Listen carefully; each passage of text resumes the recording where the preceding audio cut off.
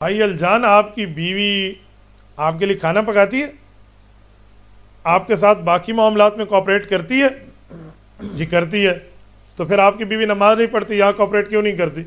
آپ اس کو سمجھائیں نا، آپ بتائیں، ڈنڈا اٹھا کر اسے آپ نہ کہیں نا، پیار سے کہیں۔ یا آپ کی بیوی اس لیے نماز نہیں پڑھتی کہ آپ سوئے ہوئے ہیں، چل چل تو پڑھ، آپ پڑھ لیں، آپ نماز پڑھ لیں، اللہ خیر کرے گا۔ تو وہ کیسے پڑھے گی؟ آپ خود رول ماڈل بنے نا، آپ پڑھ کے دکھائیں گھر میں نماز۔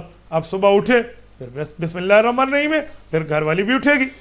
میری گھر والیاں بھی میرے پاس ہیں، میں بیٹھا ہوتا ہوں، بعض اوقات ذکر کے لیے میری گھر والی میرے ساتھ بیٹھی ہے، میں نے ذکر شروع کیا، اس نے بھی شروع کر لیا۔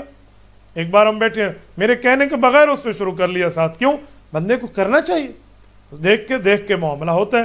اولاد ہے یا آپ کے ازواج ہیں، وہ آپ کی اتباع میں چلیں گے، آپ خود نماز پڑھیں اور اللہ سے مانگیں، ان کے لیے بھی دعا کریں، اور بیوی کو ترغیب دیں، اسے بتائیں، سمجھائیں، اسے ہو سکے تو مستورات میں اپنے ساتھ سروزے میں لے کر جائیں اور وقت لگوائیں اللہ کے راستے میں۔ وہاں نہیں ہے تو آپ اللہ کے راستے میں اور وقت لگوائیں، یعنی اسے مدرسے میں تبلیغ سننے کے لیے بھیج دیں۔ اللہ کا راستہ بہت بڑا ہے، صرف سے روزے تک محدود نہیں ہے، آپ مدرسے میں لے کر جائیں، خواتین کے بیان میں لے کر جائیں، یہ بھی اللہ کا راستہ ہے، وہاں پر جا کر اسے سمجھائیں، اسے بتائیں، اسے دینی صحبت دے، دینی معاملات دے، دینی کتب لے کر دیں، تاکہ وہ پڑھے سمجھے اور اپنے دین کو سمجھ بھی سکے اور آگے سمجھا بھی سکے۔